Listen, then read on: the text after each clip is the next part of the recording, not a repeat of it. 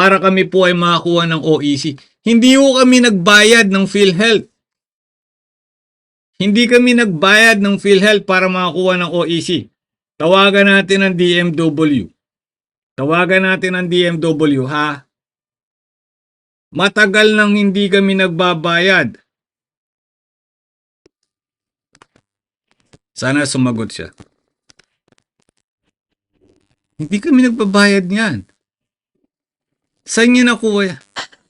Hello, John. Hello sir, magandang hapon, gabi, ano man ang oras dyan sa Pilipinas? Magandang hapon. Kumusta ka na dyan? Okay naman po ako at host ng RP, ano ba? Di ba, host ka na ngayon? Nag-uusap ako pag yung walang ginagawa sa office. Very good. Once a week. Very good. Every Thursday. Okay. Sir, may binabasa ako ditong post ng OFW Party List hinggil sa Universal Act, Healthcare Act. At dito ay napag-uusapan ng mga OFW. Here, it's simplify na pinagbabawal ang pagmamandato na magbayad ng PhilHealth upang makakuha ng OEC. Sir, matagal na po ba na hindi tayo nagbabayad ng PhilHealth para makakuha ng OEC or kailangan magbayad ng PhilHealth para makakuha ng OEC? Ano po ba talaga ang totoo? Sa ngayon naman, hindi naman namin namandato ang PhilHealth sa pagkuha ng OEC. Kung minamandato yan, di pati yung mga balik manggagawa na online, hindi dapat na rin yan, di ba? Dapat PhilHealth na rin yan. Exacto. Diba? Logical naman yun. Opo. So, doon pa lang, nandun yung kasagutan na hindi mandato, pero discretion na rin yan ng worker. Kung Exacto. Yes. Yes. Okay. So nililinaw ko lang kasi dito lumalabas na dahil dito sa amendment sa Universal Healthcare Act na pagbabawal o pagpapahintulot sa worker OFW na wag magbayad ng PhilHealth ay paraan para makakuha siya ng OEC. Parang lumalabas na kailangan muna magbayad ng PhilHealth. So marami din dito ang naguguluhan. Ba teka lang, kailan pa nagbayad ng PhilHealth para makakuha ng OEC? So malinaw na hindi po pala. Pero yung dyan, yung unang alis, parang pinapabayad sila ng PhilHealth. Yung unang alis lang, pero yung mga balik panggagawa ay hindi na. Exacto. Wala yun. Oo. Diba? Tama yung logic natin doon. Sumasang-ayon ka doon na. Kung uuwi, balik manggagawa, online ka, kung minandato namin yan, ay hindi ka makakuha ng online pag hindi ka nagbayad ng PhilHealth. Exacto. Yeah. So siguro ang sinasabi dito ni OFW Party List is referring to those Filipino who are first-timer na lalabas ng Pilipinas. Probably, oo. So Okay. ngayon, silent kami diyan, walang pagbabago sa ngayon. Walang kung ano yung ginawa natin kahapon hanggang ngayon ay wala naman kami. Otherwise, meron na kami, may ilalabas kaming advisory. Pero sa ngayon, wala naman kami nilalabas na advisory sa tungkol pa diyan. Okay. So, status quo tayo. Okay, sir. Hinggil naman po, sir, sa Balikbayan. Anong nangyari? Balikbayan box.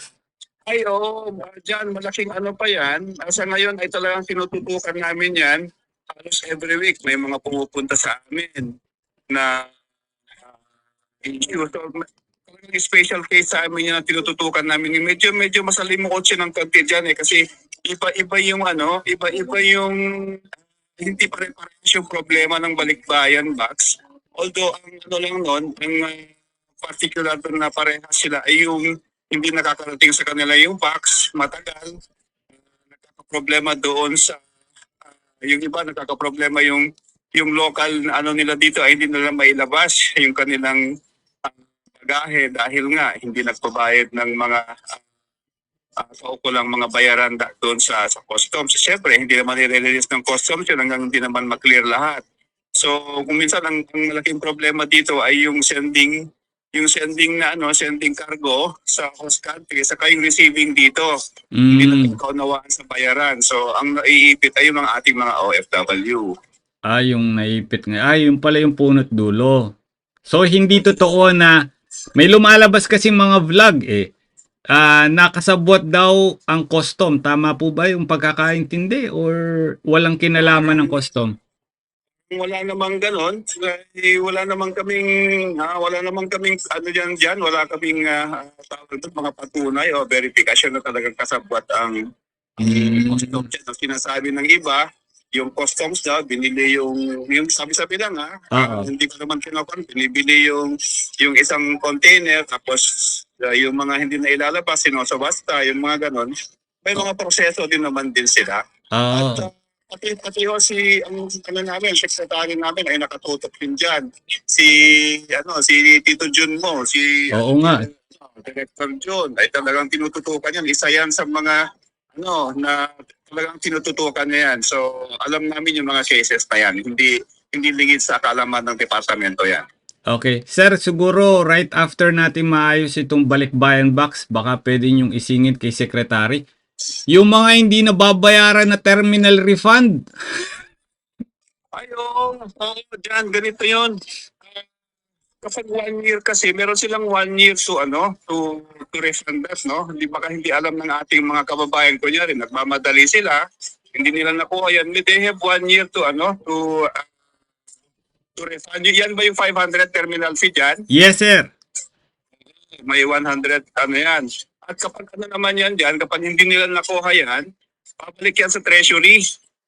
Sa treasury natin babalik yan. Okay. Sir, paano natin i-refund? Halimbawa ako, nagmamadali ako. Tapos, wala akong, mostly kasi Pilipino, wala silang dalang PDF na OEC, yung hard copy. One of the requirement yun, no?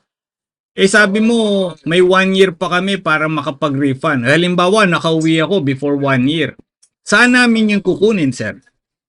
Sa tourism ata yan dyan eh. Hindi ko alam yung exact na nakalimutan ko na, wala akong ready na information. Pero mabibigyan kita ng information yan dyan. Sige po. Mabibigyan kita ng information yan kung saan makukuha. Parang may website lang na magre-register. Pero sa ngayon wala akong information tungkol dyan. Pero definite ako, doon sa 1 year ay refund mo yan.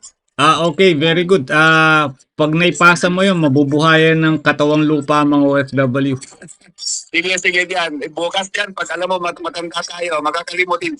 Sige. Ano mo lang ako, ipapapon lang ko ng message, ipapadalahan kita ha. Sige po. Thank you po. Thank you. God bless you. Thank you. Mabuhay ka dyan. Sige, Mabuhay thank din. you. Bye-bye. Bye. Ayan. Siningit na natin yung terminal refund nyo, ha? Yaman lang din naman. Kausap na natin DMW. Ayoko nang sayang ang oras eh. Di ba? Sayang ang oras. Meron pa pala tayong 1 year. So ngayon ko lang din nalaman yun. Sige. Bukas, pag nakuha natin yung way, yung paraan, paano marirefund? Paldo-paldo lang. Manood na lang kayo ng live bukas. Paano natin gagawin, ha?